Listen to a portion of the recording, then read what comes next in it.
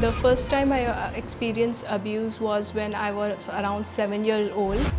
It was my tutor's son who tried to abuse me.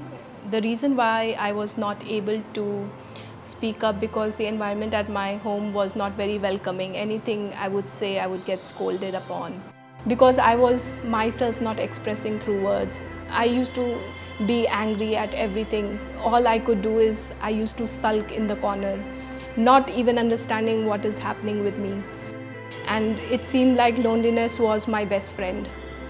I used to get a lot of flashbacks in terms of nightmares. Sometimes I'm sitting, I would feel that that person is coming nearby me. I would just get very angry and cry at the same time. It was very difficult for me to deal with these emotions because I was not expressing myself, and I used to feel that this is a secret that I have to keep it. And whenever I try to tell somebody, I used to feel like, what will that other person think? That person will not be friends with me anymore. So around 15 years later, in my graduation, when I studied psychology and when I was studying about post-traumatic stress disorder, this was the time when I understood that all the nightmares and all the suppressed anger which I was having was because of the abuse that I went through. There was a time when I was just walking on the road. There was a lot of traffic because the noise inside of me was not, I didn't want to hear that. So I went in the traffic, so I drowned out those noises. This is the time when God reassured me that I have loved you with an everlasting love.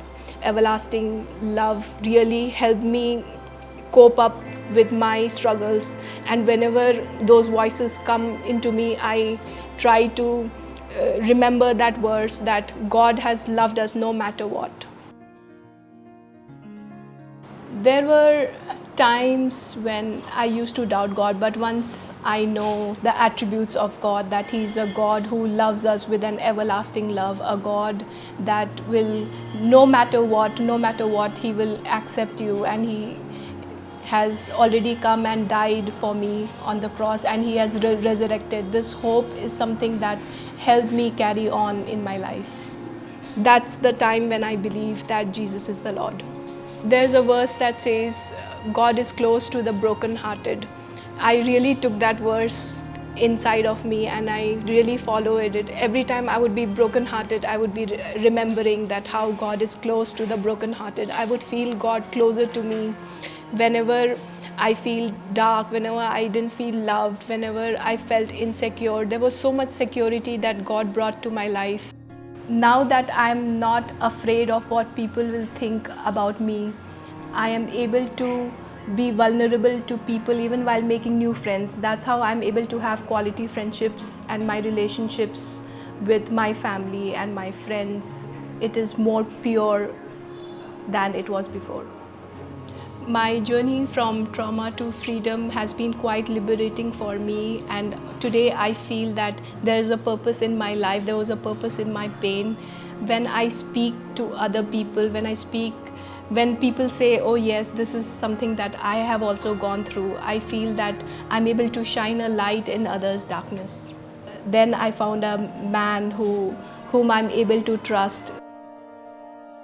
In the first instance, he told me that it is not your fault. This is what I knew, that I could spend my life with him. Since I'm able to share with my husband all my past and all my hurts that I have, we both are able to cope better with each other, and he understands and he gives me my space when I go through these difficult emotions. Through his support, I'm able to go on in life.